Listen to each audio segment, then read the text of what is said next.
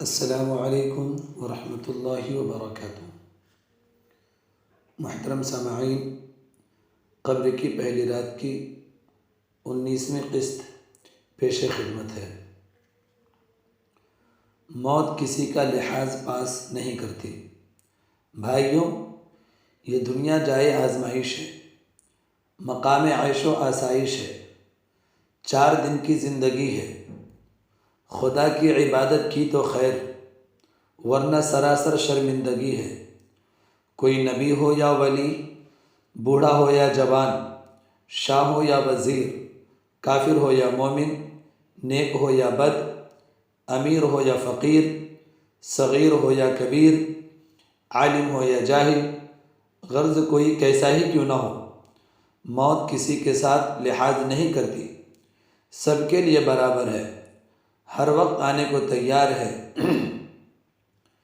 رہنا نہیں کسی کو، چلنا ہے سب کو آخر، 2-4 دن کی خاطر یہاں گھر ہوا تو کیا کرے۔ جو محلوں اور کوٹھیوں میں بڑے آرام سے رہتے ہیں، لمبی تان کر سوتے ہیں، وہ مر کر قبر میں بجائے دودھ کے پھر خون جگر پیتے ہیں اور زار و قطار روتے ہیں، انگوٹھے حسرت کے چاٹ رہے ہیں اور انگلیاں افسوس کی کاٹ رہے ہیں۔ جو ابھی یار و آشنا کے ساتھ ہنس رہے تھے، آنکھ پھیری تو کیا دیکھا کہ گورے میں پڑے ہیں، سانپ اور بچھو ان کو ڈس رہے تھے۔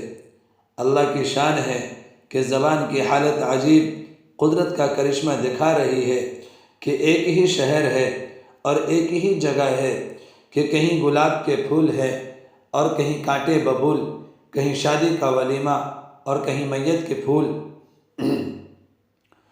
کہیں کوئی نہایت شوق سے نئی شادی کی دلہن کو پالکی میں باجا بجواتا اپنے گھر لیا جا رہا ہے، اور کہیں کوئی اپنی نوجوان خوبصورت ایک رات کی بیائی ہوئی دلہن کے جنازے کو چارپائی پر ڈالے ہوئے قبرستان لے جا رہا ہے۔ اتفاق سے بازار کے بیچ میں میت کی بارات اور شادی کی بارات کا میل ہوا۔ واہ مولا تیری شان، کہ ایک طرف خوشی اور ایک طرف غم، اور ایک طرف خانہ آبادی اور دوسری طرف خانہ بربادی، ایک طرف ڈولی میں اس کی چھوٹی بہنیں اور سہیلیاں پان کھاتی اور خوشیاں مناتی ہیں، اور دوسری طرف چارپائی کے ساتھ چھوٹے چھوٹے بھائی بہن جنازہ کا پایا اپنے ہاتھوں سے پکڑے روتے چلے جا رہے ہیں۔ کوئی اپنے بیٹے کی خوشی میں عقیقہ کے لیے بکرا لیے چلا جاتا ہے، کوئی اپنے خوبصورت چاند سے فرزند کا جنازہ لیے چلا جاتا ہے۔ عقیقہ والا بکروں کا گوشت اپنے رشتہ داروں کو کھلائے گا، اور دوسرا اپنے کلیجے کے ٹکڑے کو قبر کی خاک پر لٹا کر اس کے گورے گورے بدن کا گوشت قبر کے کیڑوں کو کھلائے گا۔ کوئی اپنے داماد کے لیے دوشالہ خریدنے کے لیے چلا آتا ہے، اور کوئی اپنے بہنوئی کے لیے بازار سے کفن کا کپڑا لیے چلا آتا ہے، اور کسی کو چوکی پر بٹھا کر بدن پر شادی کا ابٹنا ملا جاتا ہے، اور کسی کے بدن کو غسل کے تختہ پر لٹا کر پسلیوں کا لیپ چھڑایا جاتا ہے، کسی کے عطر سہاگ لگایا جاتا ہے، اور کسی کے غسل کے پانی میں کافور ملایا جاتا ہے۔ کوئی مخملی بچھونوں پر سوتا ہے، کوئی قبر کی خاک پر پڑا روتا ہے، کسی کے محل سرائے میں ہزاروں شمعیں جلائی جائیں مگر سرکار دو عالم بے چراغ اور اندھیرے گھر میں وفات پائیں۔ حضرت فاطمہ رضی اللہ تعالی عنہ کی وفات کے بعد جب رات کو آپ کا جنازہ قبر میں اتارا تو ابو ذر غفاری رضی اللہ عنہ نے اپنے جوش غم میں قبر سے خطاب کر کے فرمایا کہ اے قبر، تجھے کچھ بھی خبر ہے کہ ہم کس کا جنازہ لے آئے ہیں؟ یہ بیٹی ہے رسول اللہ صلی اللہ علیہ وسلم کی، یہ بیوی ہے حضرت علی المرتضیٰ کی رضی اللہ عنہ، یہ والدہ ہے حضرت امام حسن حسین رضی اللہ عنہما کی، یہ فاطمہ زہرا ہے جنت کی بیویوں کی سردار۔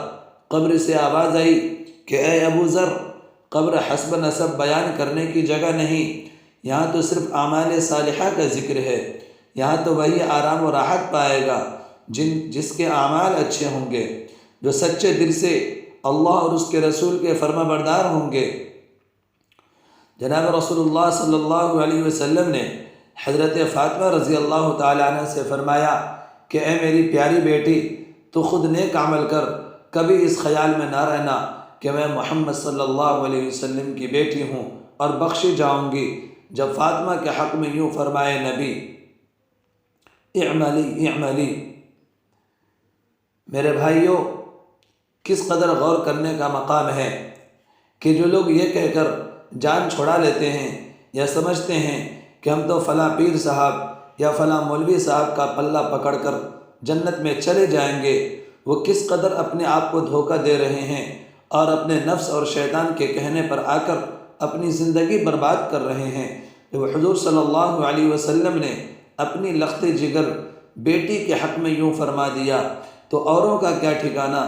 تو لہذا دوستو، دنیا کے چکر میں آ کر خدا کی یاد سے غافل نہ ہو جاؤ اور اپنی حالت اب بھی درست کر لو، اب بھی وقت ہے۔ السلام علیکم ورحمۃ اللہ وبرکاتہ۔